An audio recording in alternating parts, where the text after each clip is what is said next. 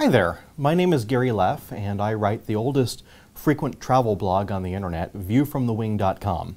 I've been writing it continually since 2002. And I thought today that I would share some of the ideas for how to get into the best possible rooms at hotels, how to get the upgrades, and how to find yourself in a suite. My thoughts on how you can secure the best possible room for yourself are as follows.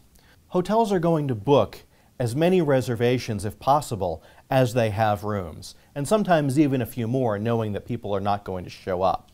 But most of the time, people are booking the base level room. And when a hotel has nicer rooms or suites, they're going to have to decide how to allocate those rooms across all the reservations that they have. Many people are going to have upgrades, and you want to make sure that you're at the front of the line.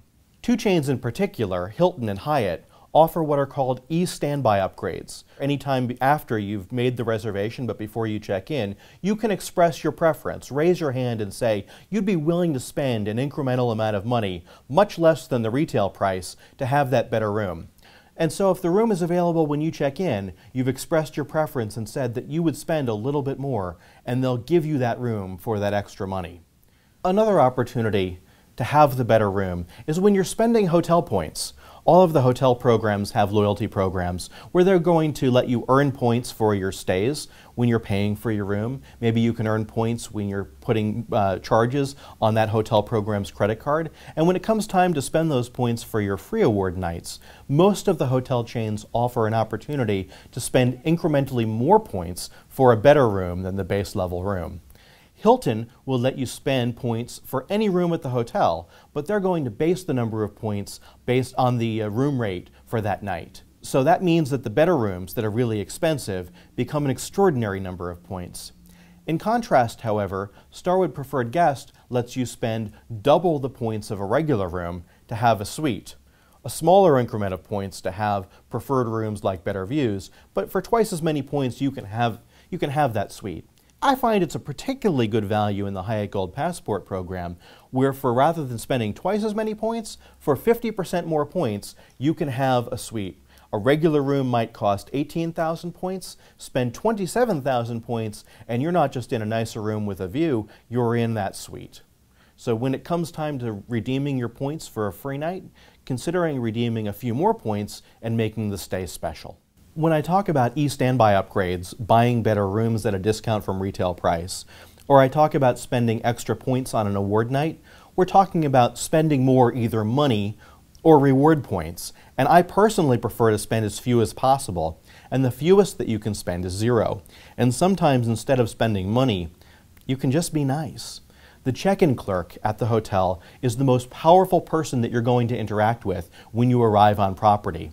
You may arrive after a very long trip. You may see them as somebody just handling paperwork, but they may be deciding what room you get. Now, you may already be allocated to a room, but they can ask permission to move you or may be able to move you themselves based on the needs of the hotel and what's available, and frankly, your ability just to communicate that you'd like something better or would be much happier and enjoy your stay a whole lot more if you had something other than what you had been assigned to.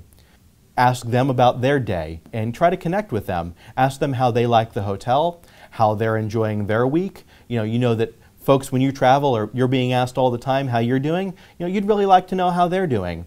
And just ask them what they have assigned to you and whether they might be able to help you out. Know what you want in advance and be willing to ask for it, but do so politely and not in an entitled way.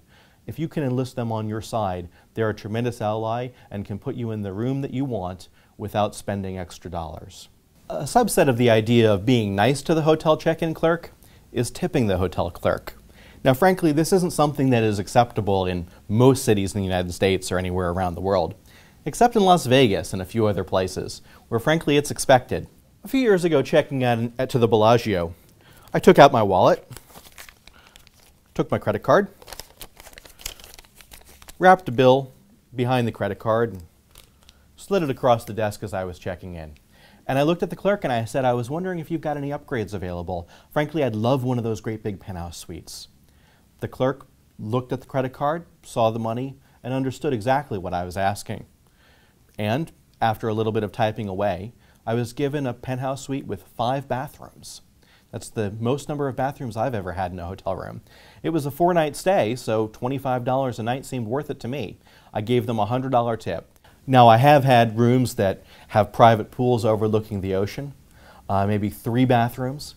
I've had the presidential suite at the Intercontinental in Manila, but being able to walk up to the check-in clerk in Las Vegas, offer them the $100 wrapped around a credit card, frankly, I felt like Frank Sinatra.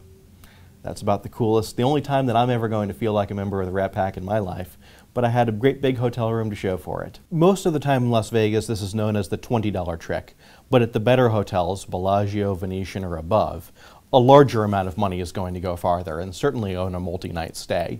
It's also entirely possible that the clerk could have looked at the money and not felt comfortable doing it. There was a manager standing behind her when she did it for me, but not every manager might be comfortable with this, and she might have had to decline. Or they might not have had the suite I wanted available. She might have offered me something less. If she had offered me that fountain, I would have taken the money back and slipped it for something smaller. Or if she said nothing was available, I would have politely thanked her very much for looking, taken the money and put it back into my wallet, and that would have been perfectly fair. So far we've talked mostly about ways of getting to the front of the line for extra unused rooms and to be the one that's given those better rooms. But most of the better rooms are given to a hotel's most loyal customers or the most loyal customers of a hotel chain. If you make, say, 25 stays or 50 nights a year with a given hotel chain, you've demonstrated to that chain that you're a valuable customer, you're probably highly profitable, and they want to make sure you're well taken care of. And so they're going to consistently give you the best available rooms when you get to that hotel. There are a couple of programs in particular that do a very good job of taking care of their elite members with those upgrades. Starwood Preferred Guest pioneered the better upgrades, always offering to give even a standard suite if it's available when you check in. And Hyatt Gold Passport, which was innovative in offering its top elite members the ability to confirm that suite whenever they're paying for a room, up to 4 times a year, 7 nights at a time. So if you're spending 50 nights with Hyatt, you can do as many as 28 of those nights confirmed at booking in a suite. But it's not only the suites, of course, because there are better rooms with views or larger rooms, corner rooms, maybe junior suites, that you'll still be able to get at check-in even if you haven't expressed that preference. So elite status, combined with the earlier advice to be nice, can go a tremendously long way. I've leveraged hotel elite status along with simply being nice and communicating with a hotel, oftentimes in advance, to great effect over time. The Intercontinental Manila, I've had the presidential suite more than once.